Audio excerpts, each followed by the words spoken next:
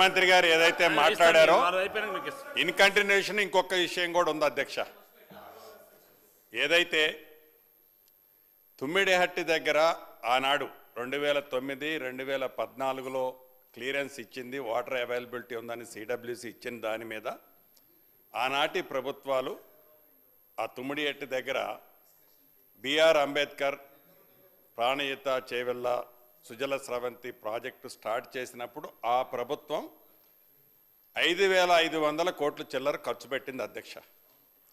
2014 తర్వాత ఏదైతే ఈ ప్రభుత్వం ఏర్పడిన తర్వాత మాట్లాడుతా నీ చరిత్ర తీసేటాన్ని ఎందుకు రెచ్చిపోతుండే ఆయన, తప్పకుండా తీస్తా.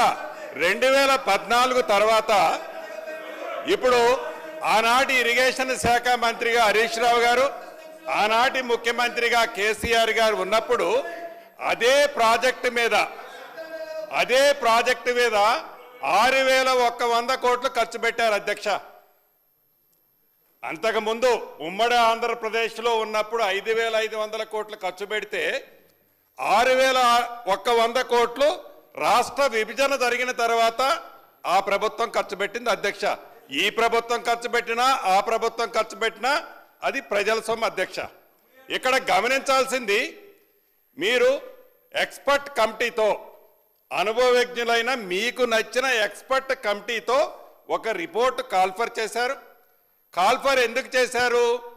దాన్ని అవాయిడ్ చేపట్టడం కోసం. ఏదైతే తుమ్మిడిహట్టి దగ్గర కట్టిన, ఇందాక గౌరవ ముఖ్యమంత్రి గారు అనేక జీవోలు కోట్ చేసి పిసి ఘోష్ గారు ఆ నివేదికలో ఇచ్చిన చర్చ సందర్భంగా ఆ నివేదికను ఎక్స్ప్లెయిన్ చేసేటప్పుడు దానికి సంబంధించింది ఎక్స్ప్లెయిన్ చేస్తూ ఏదైతే ఆ తుమ్మిడిహట్టి దగ్గర కట్టే దాని గురించి వివరించినప్పుడు ఆ ఉన్న ఫీజిబిలిటీని కాదు, మాకు కన్వీనియంట్గా ఉండాలి అని మేడిగడ్డ దగ్గర బ్యారేజీకి ఈ ఎక్స్పర్ట్ కమిటీ రిపోర్ట్ ఇస్తుందని, ఆ మేడిగడ్డ దగ్గర రీడిజైన్ పేరుతో ఒక కొత్త కాన్సెప్ట్ తీసుకురాకపోతే మాకు రావాల్సింది రాదు అని ఒక మంచి ఆలోచనతో మీరు ప్లాన్ చేశారు అధ్యక్ష. మీరు 6,100 కోట్లు ఖర్చు పెట్టినప్పుడు మీ ఆలోచన ఎందుకు లేదు? కనీసం రిపోర్టు ఇచ్చిన దాకైనా ఆగకుండా ఎందుకు ఖర్చు పెట్టారు? అదే మేడిగడ్డ దగ్గర సంబంధించిన 3 బ్యారేజీలు కట్టేటప్పుడు వితిన్ 25 డేస్లో యాప్కోస్కి పర్మిషన్ ఇచ్చేది, డిపిఆర్ చేయమన్నారు, ఎస్టిమేట్ చేశారు, రాత్రికి రాత్రే జీవోలు ఇచ్చారు, టెండర్లు పిలిచారు, ఫౌండేషన్లు వేశారు. 20-25 రోజుల్లోనే ఈ 3 ప్రాజెక్టులు కట్టారు. మీరు అక్కడ ఎక్స్పర్ట్ కమిటీ ఇచ్చిన రిపోర్టుని పక్కన పెట్టారు. 6,100 కోట్లు ఎట్లా ఖర్చు పెట్టారన్నది ఒక అంశం అధ్యక్ష. రెండవది, అదే మేం బేసిజానికి పోలా, ఆడ ఫీజిబిలిటీ వాటర్ ఉందని చెప్పినా కూడా దాన్ని పక్కన పెట్టారు. మీరు సీతారామ ప్రాజెక్టు ఆనాడు ప్రతిపక్షంలో ఉన్న బట్టి విక్రమార్క గారు అనేక సందర్భాల్లో రాజీవ్ సాగర్, ఇందిరా సాగర్కి సంబంధించి మీరు తుంగలో తొక్కి సీతారామ ప్రాజెక్టు తీసుకొచ్చి ఏదైతే 2,800 కోట్లు అయ్యేది 9,000 కోట్లు, మళ్ళీ మేము వచ్చేసరికి మా నెత్తిన 18,000 కోట్లకి రెడీగా ఆర్ఈలు పెడితే దాన్ని మేము రాజీవ్ సాగర్, ఇందిరా సాగర్కి మళ్ళీ సీతారామాన్ని వైండప్ చేసి మేము దానికి పోలా అధ్యక్ష, బేసిజానికి పోలా. కానీ డబ్బు అన్ని కోట్లు ఖర్చు పెట్టారు. ఆ ప్రాజెక్టుని కంప్లీట్ చేయాలని ఈ ప్రభుత్వం చిత్తశుద్ధితో పనిచేస్తుంది అధ్యక్ష. మీరు కేవలం మీ స్వార్థం కోసం, మీ స్వలాభం కోసం అక్కడ రాజీవ్ సాగర్, ఇందిరా సాగర్ని రీడిజైన్ పేరుతో దాన్ని ఎత్తి సీతారామ ప్రాజెక్టు తీసుకొచ్చారు. ఇక్కడ తుమ్మిడిహట్టి దగ్గర ఈ ప్రాజెక్టు ఎత్తి మేడిగడ్డ కాళేశ్వరం పేరుతో ఈ ప్రాజెక్టుని తీసుకొచ్చి టోటల్గా ఒకే ఒక కాన్సెప్ట్తో ఎట్లా 1,00,000 కోట్లు మనం కొల్లగొట్టాలనే కాన్సెప్ట్తోనే ఈ ప్రాజెక్టు చేశారు అనేదే ఆ కమిషన్ పూర్తి నివేదికలో ఇచ్చిందన్నది తమర ద్వారా గౌరవ సభ్యులకి, రాష్ట్ర ప్రజలకు కూడా తెలియజేస్తున్న అధ్యక్ష. థ్యాంక్ యూ అధ్యక్ష. గౌరవనీయులు అంటే ముఖ్యమంత్రి గారికి పోయే ముందు పొంగులేటి గారికి కంప్లీట్ చేసి అటు వెళ్తా, పెద్ద ఆయన కదా సార్. ఇప్పుడు సీతారామ ప్రాజెక్టు గురించి మాట్లాడినారు. మరి సీతారామ ప్రాజెక్టుకు శంకుస్థాపన చేసినప్పుడు కేసీఆర్ గారు పక్కనే ఉన్నారు కదా వారు he was very much presence in that meeting. So మాయ మాటలు మాయ కథ రోజుకొక డ్రామా చేసే స్వభావం కాదు. మీరు విజువల్స్ తీసుకోండి. మీరు సీతారామ ప్రాజెక్టు చేసేటప్పుడు మీ పార్టీలోనే నేను లేను. ఏం మాట్లాడుతున్నారు? మళ్ళీ చెప్తున్నా, మీరు ఏ ప్రాజెక్టు కట్టినా మీరు గుండె మీద చేసుకొని గుండె మీద చేసుకొని చెప్పండి. హరీష్ రావు గారు, ఏదైతే ఆనాటి ముఖ్యమంత్రి కేసీఆర్ గారు అక్కడ ఏదైతే ఆ కంప్యూటర్ ఆపరేటర్ చూపించే బొమ్మని గూగుల్ చూపించి మీరు డిజైన్లు చేశారే తప్ప తెలంగాణ ప్రజల కష్టాలు, తెలంగాణ ప్రజల సొత్తుని కాపాడాలని ఉద్దేశంగా మీరు కూడా మాట్లాడే ఆ రోజు అవకాశం మీకే లేదు. నేనాడున్న మీ పార్టీలో సీతారామ చేసేనాడు గుర్తు తెచ్చుకోండి. అపోజిషన్ లీడర్గా ఉండి మీరు ఏదైతే ఖమ్మం జిల్లాలో ఫౌండేషన్ వేసేటప్పుడు రోళ్లపాడు దగ్గర నేను పార్లమెంటు సభ్యుడిగా వైఎస్ఆర్ కాంగ్రెస్ పార్టీలో ఉన్నా, గుర్తు తెచ్చుకోండి. సార్ 9 ఏళ్ళు బీఆర్ఎస్ పార్టీలోనే ఉన్నారు కదా. సీతారామ ప్రాజెక్ట్ నిర్మించేటప్పుడు ఏ రోజు కూడా మీరు వ్యతిరేకించలే కదా. ఆ రోజు కూడా వ్యతిరేకించలే. ఎనీవే, అయితే బీఆర్ఎస్లో ఉంటే ఒప్పు, కాంగ్రెస్లో పోతే తప్పవుతుందా సార్? ఎనీవే, ఇప్పుడు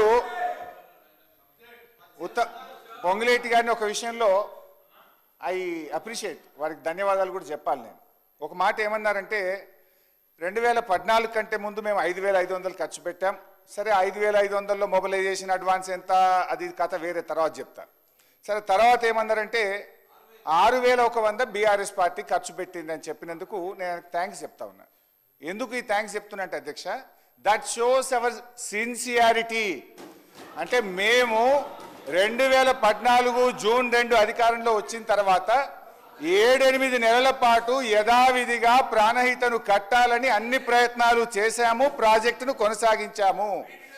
ఆ తర్వాత వరుసగా మహారాష్ట్రతో 5-6 మీటింగులు పెట్టడం, వాళ్ళు ససేమిరా అనడము, ఆ తర్వాత సిడబ్ల్యూసి నీళ్లు లేవనడము, తమ్మిడిహట్టి దగ్గర wild life project Chaprala wild life ఉందన్న తర్వాత ఇక లాభం లేదు అని చెప్పి మేము 8 నెలల తర్వాత నిర్ణయం తీసుకున్నాం. మేము ముఖ్యమంత్రి గారు చెప్పినట్టు ప్రీ డిటర్మైండ్ లేము. అన్ని ప్రయత్నాలు చేసిన తర్వాత మహారాష్ట్ర ఒప్పుకోలేదు. ఇది ఒకటి అధ్యక్ష. అరే ఏం సార్ ఇది? మీరు తుమ్మిడిహట్టి దగ్గర గౌరవ మంత్రిగా మాజీ మంత్రి గారు ఏదైతే అంటున్నారో, తుమ్మిడిహట్టి దగ్గర 8 నెలలు ఓపిక బట్టి మేము 6,500, మీలాగా మేము అబద్ధాలు పొద్దున్న లెగిస్తే చెప్పం. మీరు 6,100 కోట్లు ఖర్చు పెట్టింది అన్నది అది మీ ఇంట్లో సొమ్ము కాదు, మా ఇంట్లో సొమ్ము కాదు, అది ప్రజల సొమ్ము. మీరు ఖర్చు పెట్టిన దాన్ని బేఫికర్గా ఖర్చు పెట్టారనే చెప్తున్నాం. అది మిమ్మల్ని అప్రిషియేట్ చేశామా, మీ చిత్తశుద్ధిని గురించి కాదు. అంత ఖర్చు పెట్టిన మీరు ఆ ప్రాజెక్టుని వైండప్ చేసేటప్పుడు సుమారు 11,000 కోట్లు పైగా ఖర్చు పెట్టాం కదా, ఎందుకని మీకు ఆలోచన రాలేదనేది కూడా నేను మరొక్కసారి కూడా వారిని అడుగుతున్నా. అయితే మీరు తుమ్మిడిహట్టి దగ్గర కట్టడం కోసం 8 నెలలు ఆలోచించినప్పుడు మేడిగడ్డ, సుందెల్ల బ్యారేజీలు 3, అన్నారం బ్యారేజీలు 3 కట్టేటప్పుడు 1 నెల రోజుల్లోనే మీరు డిపిఆర్లు, ఎస్టిమేట్లు, టెండర్లు, ఫౌండేషన్లు ఏమాత్రం వచ్చింది? అర్ధరాత్రి కట్టాలన్న ఆలోచన ఎందుకు వచ్చింది? ఇందాక గౌరవ సభ్యులు ఆదివారం నాడు సభ పెడితే ఏదో చేయడానికి పెట్టారంటున్నారు. ఏమి అర్ధరాత్రి సుమారు 1,47,000 కోట్ల రూపాయలు చేసే ప్రాజెక్టులు కట్టేటప్పుడు 25 రోజుల్లో మీరు ఎలా ఫైనల్ చేయాలని మీరు అవన్నీ కూడా డెసిషన్ తీసుకున్నారు. అక్కడైతే 8 నెలలు ఆగినట్టున్నారు. ఇక్కడ 25 రోజుల్లో తొందరపడి డెసిషన్ తీసుకోవాల్సిన అవసరమే వచ్చింది. ఒక్కసారి గుమ్మడికాయల దొమ్మ అంటే మీ వెనక మీ స్వార్థం, ఎలా మనం కొల్లగొట్టాలి, ఏం చేయాలి, ఈ కొల్లగొట్టే దాన్ని ఆలోచనతో మీ తాపత్రయం తప్ప తెలంగాణ ప్రజల కోసం మీ తాపత్రయం ఏంటన్నది ఆ కమిషన్ రిపోర్ట్ చెప్తుంది అధ్యక్ష. రైట్ అధ్యక్ష. పొంగులేటి గారు చెప్పింది పూర్తిగా సత్యదూరం. 25 రోజులు అన్నారు. వ్యాప్కోస్ took more than 6 months to give the report. వ్యాప్కోస్ రిపోర్ట్ వచ్చిన తర్వాత మళ్ళీ టెండర్స్ పిలవడానికి కూడా నాకు సబ్జెక్ట్ టు కరెక్షన్ 2-3 నెలలు పట్టింది. 25 రోజుల్లో రాత్రికి రాత్రి తీసుకున్న నిర్ణయం కాదు. Let him correct. ఒకటి. ఇక రెండవది అధ్యక్ష, సరే మేము ఆ 11,000 కోట్లు వృధా అయింది అనేది కూడా తప్పు. ఆ వృధాను ఆదా చేసే ప్రయత్నం చేసినాం. ఇప్పుడు it is not just Tummidihatti, package 6, 7, 8 ఎక్కడెక్కడ దాకానో మీరు తవ్వి పెట్టినారు. వాటన్నిటినీ సద్వినియోగం చేయడానికి నీళ్లు లేని చోట నుంచి నీళ్లు ఉన్న చోటకు ప్రాజెక్టును మార్చడం జరిగింది. సోర్స్ ఒక్కటే మారింది తప్ప వేరే ఏం మారలేదు. ఇకపోతే అధ్యక్ష, గౌరవ ముఖ్యమంత్రి గారు కొన్ని విషయాలు చెప్పారు, సేమ్ పొంగులేటి గారు కూడా అదే చెప్పారు. ఇద్దరికి కలిపి నేను సమాధానం చెప్తా. విషయం ఏంటంటే అధ్యక్ష, 2009లోనే హైడ్రాలజీ క్లియరెన్స్ వచ్చిందని ఇటు ముఖ్యమంత్రి గారు ఇటు మిత్రులు పొంగులేటి గారు చెప్పారు. 2009 నుంచి 2014 దాకా ఈ రాష్ట్రంలో అధికారంలో ఉన్నది ఎవరు? మంత్రులుగా ఉన్నది మీరే కదా. ఆ రోజు కూడా 5 ఏళ్ళు అధికారంలో ఉంటే తమ్మిడిహట్టి దగ్గర తట్టెడు మట్టి ఎందుకు తవ్వలేదు అని అడుగుతా ఉన్నా. It is all farce. What you are talking is farce. ఇకపోతే అధ్యక్ష, ముఖ్యమంత్రి గారు మొత్తానికి మొత్తము మనమే చేయ